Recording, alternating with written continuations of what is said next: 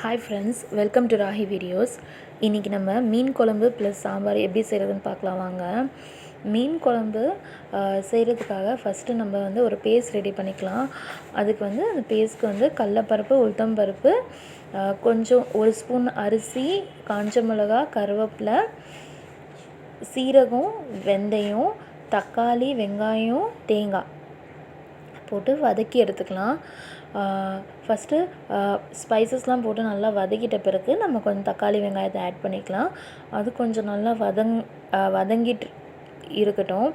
அந்த டைமில் நான் பருப்பு சாம்பார் செய்கிறதுக்காக பருப்பு வேக வச்சு எடுத்துக்கிட்டேன். அந்த பருப்பு கொஞ்சோண்டு அதிகமாக பூண்டு, 1 கிளாஸ் பருப்புக்கு ஒரு பெரிய பல்லு பூண்டு, அப்புறம் பச்சை மிளகா போட்டு வேக வச்சு எடுத்து வச்சிட்டேன் சாம்பாருக்காக.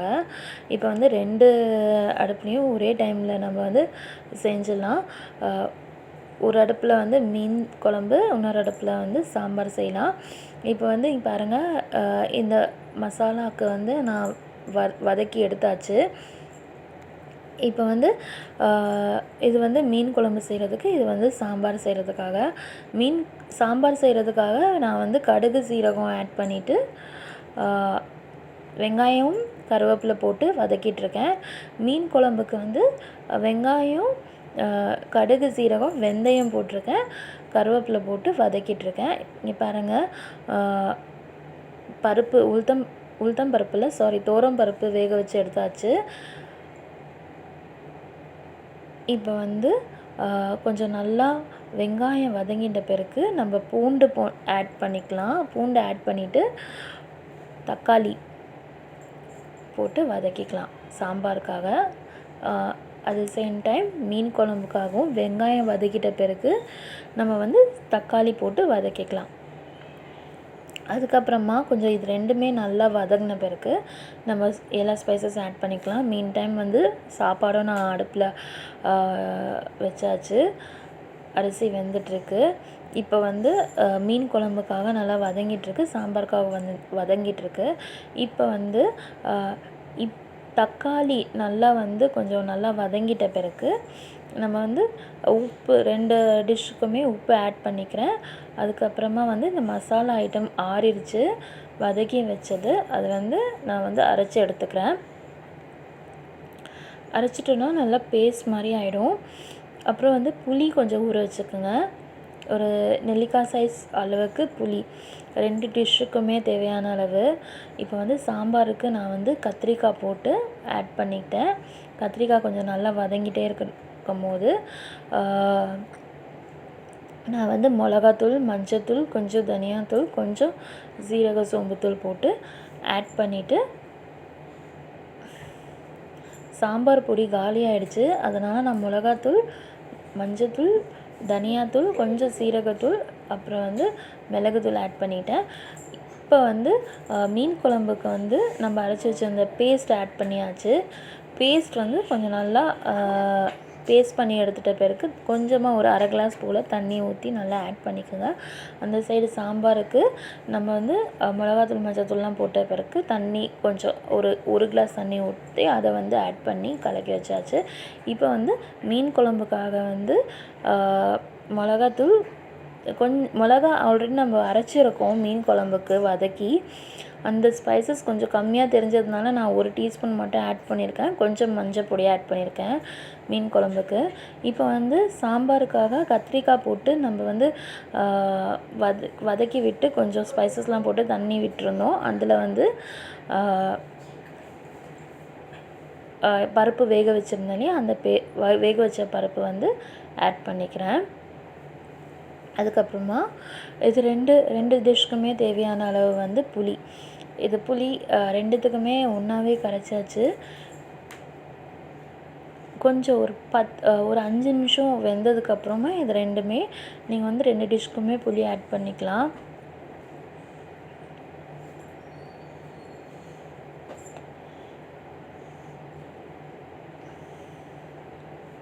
பாருங்கள், புளி சேர்த்தாச்சு. இந்த பக்கம் சாம்பாருக்கும் புளி சேர்த்தாச்சு.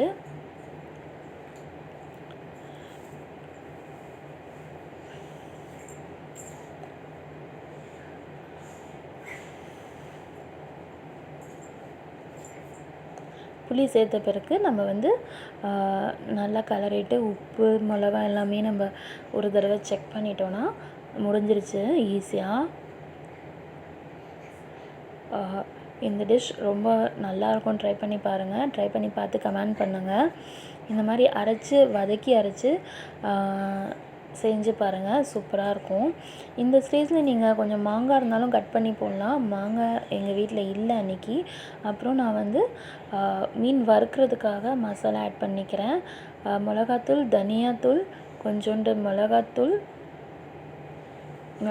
தனியாத்தூள், மிளகுத்தூள் அப்புறம் சீரக சோம்புத்தூள் ஆட் பண்ணிவிட்டு கொஞ்சமாக புளி தண்ணி அன்றைக்கி ஆட் பண்ணிட்டேன்.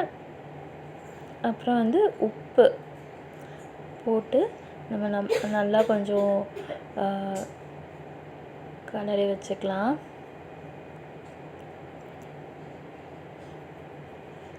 வச்சாச்சு ஃப்ரெண்ட்ஸ். இன்றைக்கி எங்கள் வீட்டில் வந்து இதுதான் சிம்பிளான மெனு. மீன் குழம்பு, மீன் வறுத்து, அப்புறம் வந்து சாம்பார், அப்புறம் இட்லி செஞ்சேன். ரெண்டுமே காலையில் ஒன்றாவே செஞ்சு முடித்தாச்சு. இப்போ வந்து குழம்பு வந்து கொதித்த பிறகு கொஞ்சம் நல்லா கொதித்து எண்ணெய் விட்டு வந்துருச்சு பாருங்கள். அந்த டைமில் வந்து நம்ம மீன் ஆட் பண்ணி ஒரு 5 மினிட்ஸ் கழித்து ஆஃப் பண்ணிட வேண்டியதான். மீன் குழம்பு நல்லா ரெடி ஆகிடுச்சு. மீனும் வெந்துடுச்சு பாருங்கள்.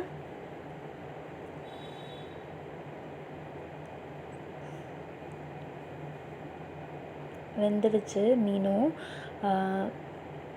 குழம்பும் ரெடி ஆகிடுச்சு, எண்ணெய் விட்டு வந்துடுச்சு. இந்த ஸ்டேஜில் வந்து நம்ம கொத்தமல்லி போட்டுக்கலாம். சாம்பாரும் நல்லா கொதிச்சிருச்சு, எண்ணெய் பிரிஞ்சு வந்தாச்சு. அதுவுமே ரெடி ஆகிடுச்சு நல்லா. இப்போ கொத்தமல்லி கருவேப்பிலை போட்டுக்கலாம். போட்டு ஆஃப் பண்ணிட வேண்டியதான்.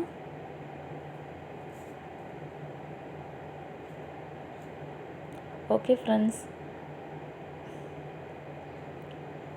பாருங்கள் எண்ணெய் பிரிஞ்சு வந்தாச்சு. ஓகே ஃப்ரெண்ட்ஸ், தேங்க்யூ, பாய்.